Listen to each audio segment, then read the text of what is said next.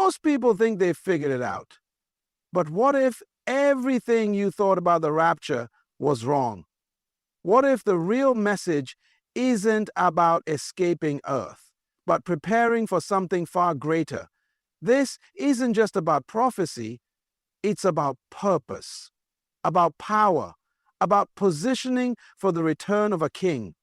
So, are you truly ready, or just religiously entertained? Most people have been taught to believe that the rapture is about escaping, about leaving this broken, sinful world behind and flying off into the skies to find peace. But let me tell you something that might shake your theology. The kingdom of God was never about escape. It was always about invasion. God never intended for his people to run from the world. He intended for his people to rule in the world. When Jesus came to earth, he didn't come just to die. He came to declare the kingdom of heaven has arrived. That wasn't a message of exit. That was a message of entrance. He came to invade earth with the culture, the order, and the power of heaven. He came to bring heaven's government back into earth's chaos. And guess what? That mission didn't stop at the cross. It was just getting started. You weren't born again so you could hide in a church and wait for a trumpet. You were born again so you could represent the King occupy until he comes and establish his will on earth. We've been busy planning for liftoff while heaven is looking for landing. You don't invade something by accident. You invade with strategy, authority, and confidence. The Holy Spirit wasn't given just to comfort you. He was given to empower you so you could enforce heaven's will in a world full of darkness. Dominion was your original assignment, and guess what? It still is. The problem is, religion told us to evacuate, while revelation tells us to engage. If God wanted to take you out, why did he send his Spirit in? Why equip you with power if the goal was to escape problems? Why would a king plant ambassadors in foreign territory only to pull them out before the mission is complete? You were placed here as part of a royal invasion, not a fearful evacuation. And until we stop running and start reigning, we'll keep missing the whole point. But that brings us to the next powerful truth. Because the king isn't coming back for a church in hiding. He's coming back for a church in dominion. Are you that church? Or are you still hiding behind tradition? He's not coming back for a weak church, a fearful church, or a church hiding behind stained glass windows. No, he's coming back for a church that's in power, in praise, and in dominion. We've misunderstood the rapture because we've misunderstood the role of the church. The church was never designed to be a place of retreat.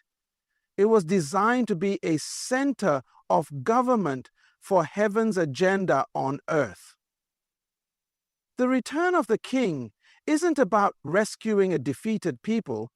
It's about receiving a victorious bride, a church that is ruling, managing, influencing, and demonstrating the glory of the kingdom in every sphere of life. Politics, business, education, media. The church isn't supposed to be absent. It's supposed to be advancing.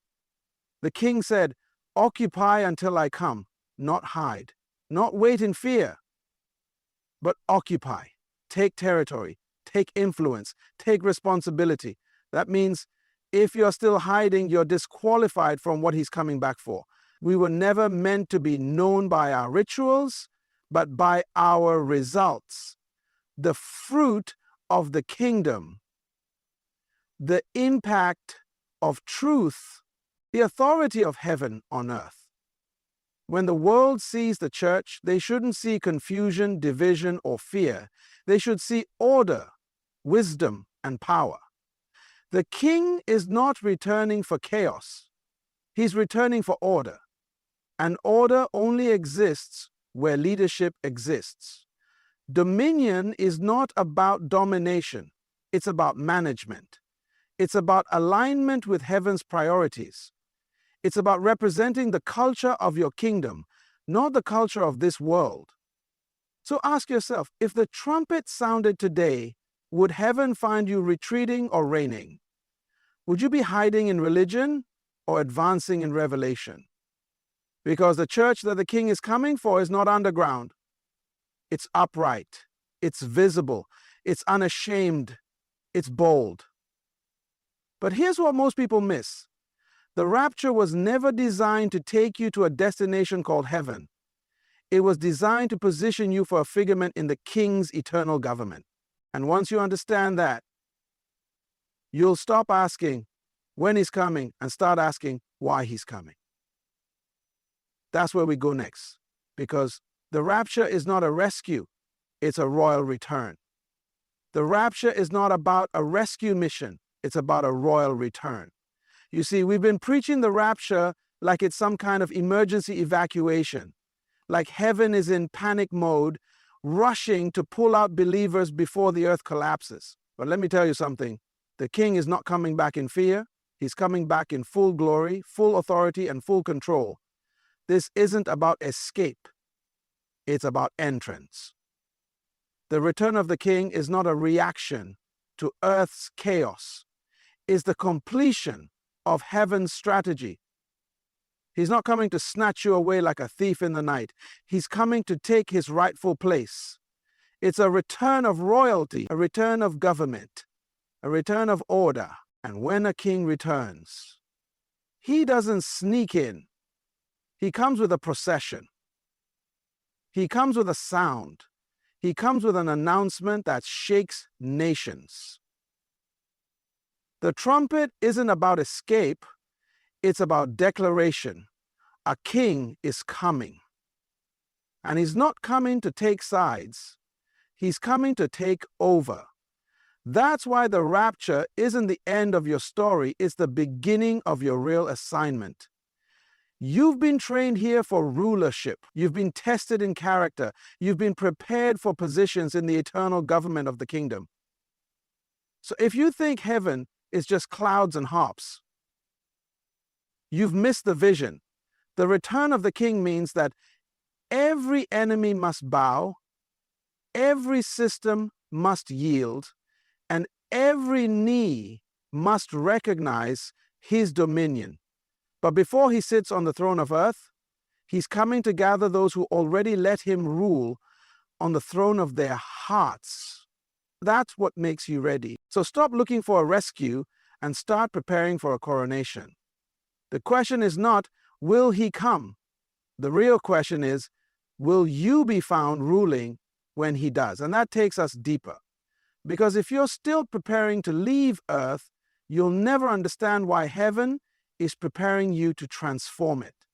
That's why the next truth will shake your mindset. Religion prepares you to leave, but revelation prepares you to read. But revelation prepares you to read. Religion told you to get ready to leave, but revelation tells you to get ready to reign. That's the difference between living in fear and walking in authority. Religion teaches you how to survive, but revelation equips you to dominate. Religion wants you to be holy enough to escape, but revelation wants you to be wise enough to manage. The message of the kingdom was never prepared to lead. It was always prepared to lead. Yet for years, religion has trained believers to wait, to hide, to hope that someday, somehow, we'll be taken out of here. But heaven doesn't train soldiers to abandon the battlefield. It trains them to win the war. God never gave you power so you could hide behind pews. He gave you power so you could establish his presence in the earth. His Spirit didn't come to help you escape, it came to help you execute. You weren't given gifts so you could wait on the clouds. You were given gifts to bring heaven into your calling, into your city, into your culture. Religion wants you obsessed with leaving. Revelation wants you obsessed with occupying. That's why Jesus didn't say, wait till I come. He said, occupy till I come. That's a kingdom command. That's a kingdom command. That's a dominion mindset. That's a royal instruction. So the question is, have you been trained by religion or transformed by revelation? Are you looking for the exit or are you building for the return? Because one mentality hides, the other prepares. One prays for escape, the other plans for impact. This is why the world doesn't respect the church, because we've preached departure instead of dominion. But once you understand who you are and whose you are, you'll stop trying to fly away and start planting flags for the kingdom. But if heaven isn't your final goal, then what is? Where does this whole thing lead? Why is God still keeping you on earth if all he wanted was to save your soul? Let's uncover that next, because heaven is not the goal. Earth is the assignment. Most people think heaven is the final destination, but that's not what the king said. Heaven was never the goal. Earth is the assignment. You weren't sent here to escape. You were sent here to establish. You were placed on this planet not to wait for heaven, but to bring heaven's culture into Earth's systems. When God created man, he didn't place him in heaven. He placed him in the earth, gave him territory, gave him authority, and gave him a kingdom mandate. Have dominion, he said. And that was the original command, and that is still the mission. God didn't change his mind because of the fall.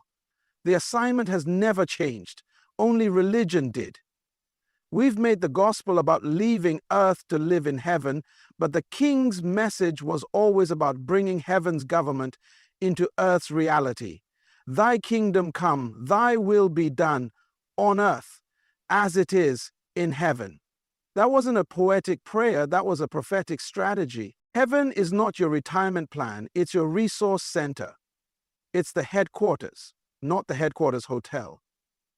You are sent here on assignment as an ambassador of a kingdom to manage, to influence, to transform the environment around you until it reflects the standards of your king. That's why you're still breathing. That's why he hasn't taken you out, because you have work to finish, territory to claim, purpose to fulfill. He's not keeping you here for survival. He's keeping you here for stewardship. You see, once you realize that earth is the target, you stop begging God to take you away and start asking him, what do you want me to build? What do you want me to transform? Because heaven is not in crisis. Earth is. And you are the solution heaven sent to solve it. But before you can take territory, before you can influence culture, before you can carry out the assignment, you've got to understand how to position yourself in your domain, because you weren't called to run. You were called to rule. That's why in this next revelation, we'll expose the mindset shift you must make. Because you don't need to pack your bags. You need to prepare your territory. Stop packing your bags and start preparing your territory. The rapture is not about checking out. It's about checking in. Checking into your assignment, your area, your domain, your place of influence. The king is not looking for people trying to leave earth. He's looking for people who know how to manage it. We've been trained to get ready to go, but we were called to get ready to govern. God's original command was never about escape, it was about establishment. Be fruitful, multiply, replenish the earth, subdue it, and have dominion. That command has not expired. It's been waiting for fulfillment. And yet, many believers are spiritually packing their suitcases waiting for a sound in the sky, while their territory remains untouched, unmanaged, and unclaimed. But listen, the king doesn't reward those who hid in fear. He rewards those who occupy it with faith. He's not coming for empty hands. He's coming for faithful stewards. Your job is not just to survive in your environment. It's to transform it. You've been given gifts, time, territory, and truth. What are you doing with it?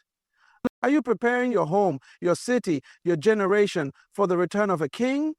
Or are you too busy waiting to escape while the land he gave you lies in spiritual ruins? You don't need to pack, you need to plant. Plant the values of the kingdom, plant the principles of righteousness, plant influence, plant light, plant leadership. You are the extension of heaven's government in the earth.